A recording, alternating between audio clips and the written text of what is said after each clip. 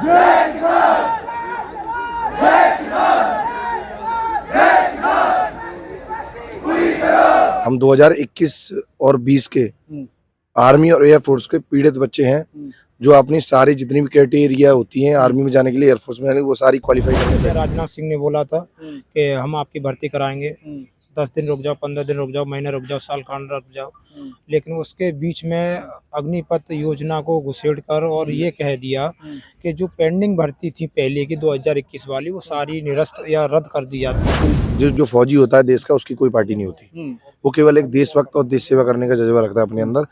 तो चाहे अब हम इस रास्ते पर आ गए कि हमारी बात जो उठाएगा और हमें हमारा हक दिलाएगा, हम उसके साथ। डिप्रेशन एक ऐसी चीज है जिसमें आदमी अगर एक बार गया तो ना तो उसको आगे का ना ही पीछे का कुछ नहीं दिखता सर। तो सर हम ऐसी गलती नहीं करेंगे, हालांकि नेगेटिव थॉट हमारे भी अंदर आते हैं। जोड़ के विनती करता हूं कि जल्दी से जल्दी हमारी जो पेंडिंग भर्ती प्रक्रिया है उसे पूरी कर लें। और मैं एक गरीब परिवार से हूं, मैं अभी एक होटल में वेटरगिरी काम करता हूं सर। उससे क्या है कि मैं अपने परिवार का घर का खर्च चला रहा हूं। अब ये बताओ, जब हमारी मांगे पूरी नहीं करोगे हम कहाँ जाएं? 22 जनवरी को पूरे देश में, यूपी में तो खुशी है ही, लेकिन पूरे देश में खुशी का माहौल है, लेकिन कहीं ना कहीं जो 1.5 लाख युवा है उन पे और उनके परिवार पे निराशा है आज भी। तो मैं माननीय हमारे उत्तर प्रदेश के सीएम योगी आदित्यनाथ जी से कहना चाहता हूं, और प्रधानमंत्री जो इन युवाओं को, उन पर पूरा भरोसा है, और रक्षा मंत्री जी पर भी पूरा भरोसा है, लेकिन उन्होंने हमारे भरोसे को कई बार तोड़ा है। वो एक क्षत्रिय हैं। मैं आपके चैनल के माध्यम से उनसे कहना चाहता हूँ कि राजनाथ सिंह एक क्षत्रिय हैं, और क्षत्रिय का धर्म होता है एक वचन पर टिके रहना। मैं भी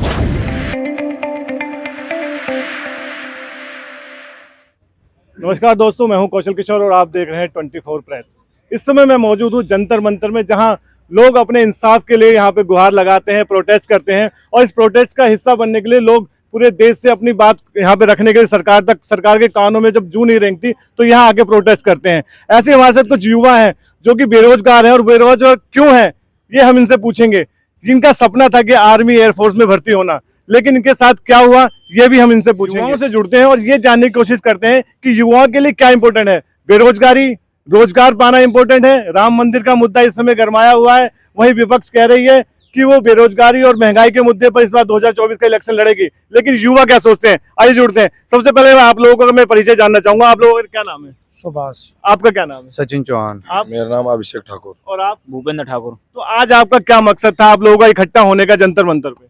मकसद तो सर, जो हमारी पेंडिंग रिक्रूटमेंट थी आर्मी की और एयरफोर्स की, उसको लेकर था, जिसके अकॉर्डिंग हम करीब 4 से 5 बार प्रोटेस्ट कर चुके हैं, और उसी बीच में हम माननीय रक्षा मंत्री जी से भी मुलाकात कर चुके हैं। उनने कई बार आश्वासन दिया, लेकिन उसका कोई असर नहीं हुआ। फिर उसके बाद हमने इसीलिए दोबारा से यहाँ पर प्रोटेस्ट किया है। आखिर हम 2021 और 20 के आर्मी और एयरफोर्स के पीड़ित बच्चे हैं जो अपनी सारी जितनी भी क्राइटेरिया होती हैं आर्मी में जाने के लिए, एयरफोर्स में जाने के लिए, वो सारी क्वालिफाई करके बैठे हैं, केवल ज्वाइनिंग का वेट कर रहे थे। सरकार ने हमें भ्रम में रखा करीब 2 साल कि अभी लॉकडाउन है, कोविड है, इसके अकॉर्डिंग आपको जल्दी ज्वाइनिंग दे दी जाएगी, और आपको जल्दी दे दिया। उनकी ऑफिशियल साइड पर वो देते रहे डेट बाई डेट। उस अकॉर्डिंग हमारी एज थी, मैंने 21 में देखी थी भर्ती 2021 में, तब मैं 21 का ही था। फिर उसके बाद उन्होंने 2 साल हमें भ्रम में रखा, तो हम 23 हो गए थे, क्योंकि हमें पता था कि ज्वाइनिंग तो होनी है जब सारा कुछ पास कर लिया तो। लेकिन उसी अकॉर्डिंग ये 2022 में जून में ये एक योजना लेकर आ गए थे, अग्निपथ योजना। इसका हम विरोध नहीं करते हैं, क्योंकि हम परमानेंट जो एक होती है फौज, उसमें जाने के लिए सारी क्राइटेरिया पार करके आ चुके थे। तो इन्होंने जो योजना लेकर आए, तो इन्होंने 2 साल तो भ्रम में रखा के कराएंगे। हम उसके अकॉर्डिंग भी कई बार प्रोटेस्ट किया, राजनाथ सिंह से मिले, उनकी कई चुनावी रैलियों में भी गए, वहां पर भी इन्होंने बोला कि कराएंगे, जल्दी होगी, आश्वासन देते रहे। तो हम उस पर युवा हैं, और इस सरकार से हमें पहले भी भरोसा था, अब भी भरोसा है। युवाओं को भरोसा ही होता है बस। अच्छा, मुझे यानी कि आप लोगों की कट ऑफ लिस्ट आ चुकी थी, सबके नाम आपने अपने नाम देख लिए थे, सारी लिस्ट डिस्क्लोज हो गई थी, कोविड की वजह से ब्रेक लगा। उसके बाद अग्निवीर, आप कहना अग्निवीर योजना आई, अग्निवीर का सिलेक्शन हो चुका, वो जॉब कर रहे हैं, लेकिन आप अभी तक अग्निवीर में इन्होंने, चलो ऐसा होता कि हम इनकी ये भी मान लेते कि बच्चों वो वाली उस भर्ती प्रक्रिया से आपको नहीं लिया जाएगा, वो हमें अग्निवीर में जाने का भी एक बार मौका देते, तो ये सब बच्चे विचार करते और जाते, क्योंकि इन्हें देश सेवा से मतलब है। इनमें जो जुनून है वो वर्दी का जुनून है, वो भी आर्मी की। उसमें भी जाते, लेकिन इन्होंने हमारे सामने वो एक भी बात नहीं रखी। इन्होंने सीधा बोल दिया कि जो पुरानी जितनी भी पेंडिंग भर्तियां थी उनको रद्द किया जाता है, और जो अभी हम स्कीम लेकर आए उसकी स्कीम के थ्रू जिसकी एज बची है वो अप्लाई करे और अग्निवीर के थ्रू आए। लेकिन यानी कि हमने अब जो भी नई वैकेंसी हो अग्निवीर के थ्रू ही होंगी। लेकिन आप कहाँ से आए? आप कहाँ मैं आगरा उत्तर प्रदेश आप से आया आगरा से आए हूँ हैं। जी। तो आपकी एज भी निकल गई है क्या? मैं ओवर एज हो चुका हूँ सर। जब मैंने भर्ती देखी थी तो 21 का था मैं। अच्छा। उसके बाद इन्होंने 2 साल का हमें भ्रम में रखा कि आपकी ज्वाइनिंग और भर्ती कराई जाएगी, लेकिन इन्होंने ऐसा नहीं कराया। मैं एक गरीब परिवार से बिलोंग करता हूँ। मेरे माँ ने अपने आभूषण गहने रख के मुझे पढ़ाया लिखाया, लेकिन सरकार ने एंड में आके मेरे सारे सपनों को चकनाचूर कर देती है। अब मैं सरकार से यही पूछना चाहता हूँ, अब हम लोग जाएं तो जाएं कहाँ? हमारी जो भर्ती होने की क्राइटेरिया है वो हम उसे पार कर चुके हैं। अब आप लोग या तो हमें ज्वाइनिंग दें, हमारे एक्सेप्ट करें, या फिर हमें ऐसे छोड़। आप कहाँ से आए और आपके क्या समस्या है? आप भी इसी से, आपकी एज भी ओवर हो गई है क्या? जी सर, मेरी समथिंग 24 हो गई है और यही परेशानी है जो सभी की है, और उसी को लेकर हम जंतर मंतर पर आए हैं। सर हमने पहले भी कई बार प्रोटेस्ट किया था और अब काफ़ी मात्रा में सरकार की तरफ से क्या आश्वासन है अब?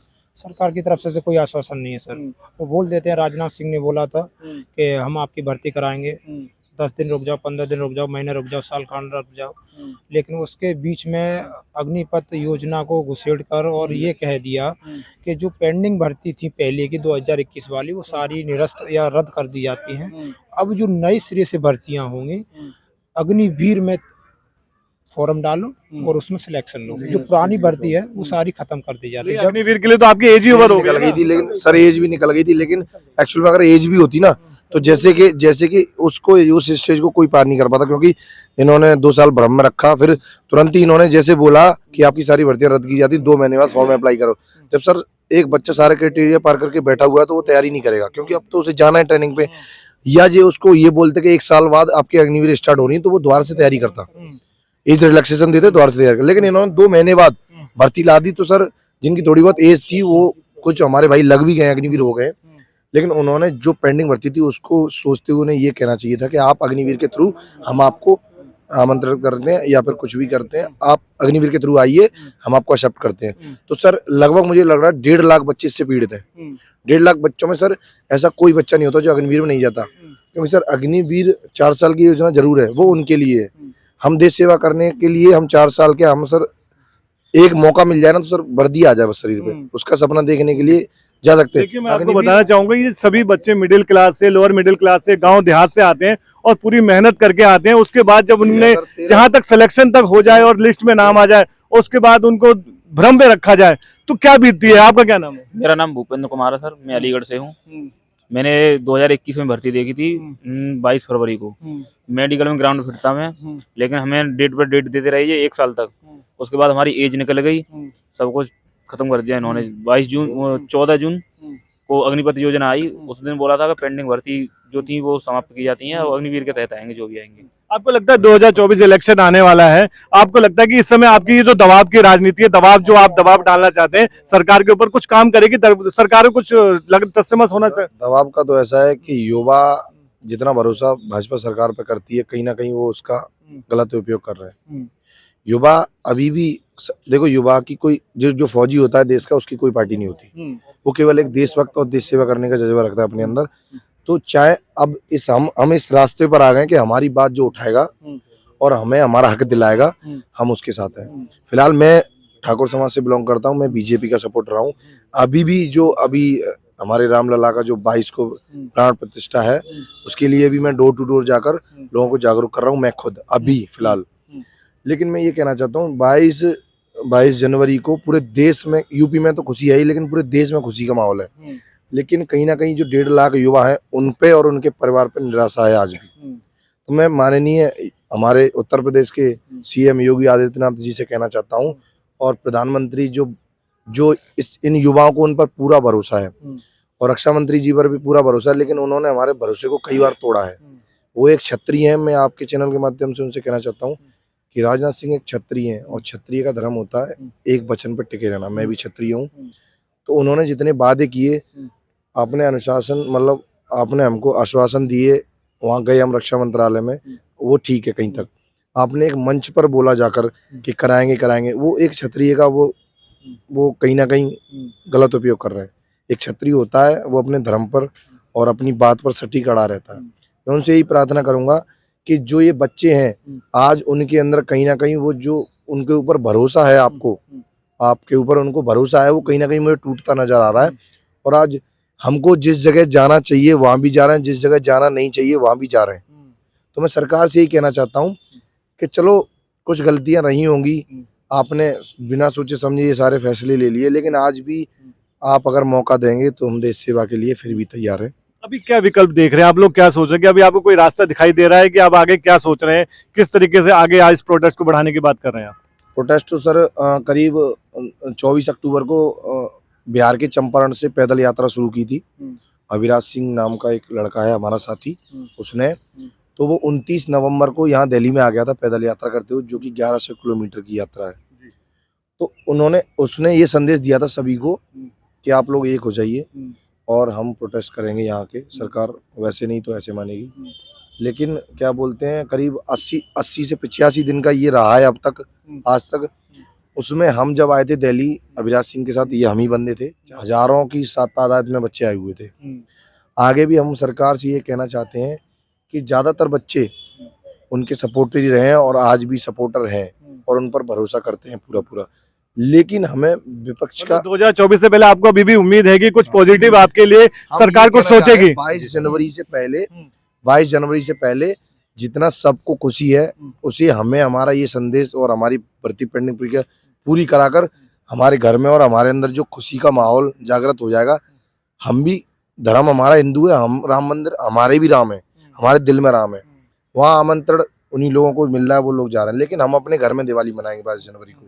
मैं घर घर जाके डोर टू डोर वो भी दे रहा हूँ, सबको जागरूक कर रहा हूँ कि आप वहाँ ज़्यादा से ज़्यादा दिवाली मनाएं।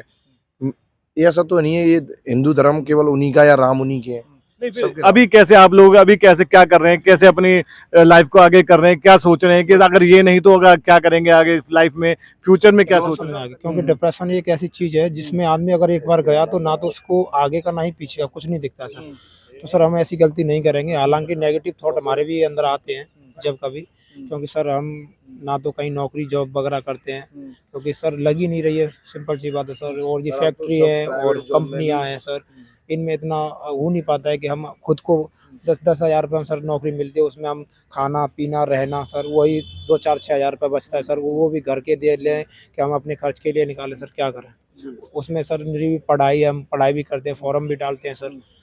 तो कैसे आगे फ्यूचर क्या देख रहे हैं आप? मैं केंद्र सरकार से हाथ जोड़ के विनती करता हूं कि जल्दी से जल्दी हमारी जो पेंडिंग भर्ती प्रक्रिया है उसे पूरी कर लें। और मैं एक गरीब परिवार से हूं, मैं अभी एक होटल में वेटरगिरी काम करता हूं सर। उससे क्या है कि मैं अपने परिवार का घर का खर्च चला रहा हूं। अब ये बताओ जब हमारी मांगे पूरी नहीं करोगे हम कहाँ जाएं, क्या करें? सर जो कोई नाजायज मांग तो है नहीं है, या हम उनसे कोई मतलब ये कह रहे हैं कि अब हर युवा आर्मी में जाने का जो सपना देखता है वो ऐसा तो नहीं है कि किसी ने सपना देख लिया तो वो सरकार के पास जाए कि हमें फौज में जाना है। मैं 2013 से तैयारी कर रहा हूँ और आज 2023-22 निकल गए, 22-23 सब निकल गया। करीब 8 साल तैयारी करने के बाद मैंने सारा कुछ क्लियर करके बैठा हुआ हूँ। घर में जो खुशी का माहौल था, हर जगह रिश्तेदारियों में सबका खुशी माहौल था, लेकिन आज की डेट में सब लोग गांव पड़ोस के देखते हैं तो ये कहते हैं पता नहीं झूठ बोल रहा था या हो भी गया था। बिल्कुल, हम आशा करते हैं कि आपकी बात सरकार तक पहुंचेगी और हमारा भी मकसद यही है कि जो युवा हैं, ये बेरोजगार हैं, उसकी वजह जो बता रहे हैं वो सरकार है। सरकार को इनके बारे में कुछ सोचना चाहिए और 2024 से पहले हमें उम्मीद है कि शायद सरकार इनकी तरफ सोचेगी, क्योंकि इस समय 2024 के पहले सरकार भी अपने कदम फूक के रखेगी। आपको इस पे मुद्दे पे क्या कहना है, आप हमें जरूर बताएं कमेंट बॉक्स में कि ये जो मुद्दा है क्या ये पॉलिटिकल मुद्दा बन सकता है, क्या दूसरी जो विपक्षी पार्टियां हैं इस मुद्दे को एक चुनावी मुद्दा बनाएंगी? आपकी आवाज आपके साथ, सीधे ग्राउंड जीरो से रियल रिपोर्ट देखने के लिए सब्सक्राइब करें हमारा चैनल 24 प्रेस।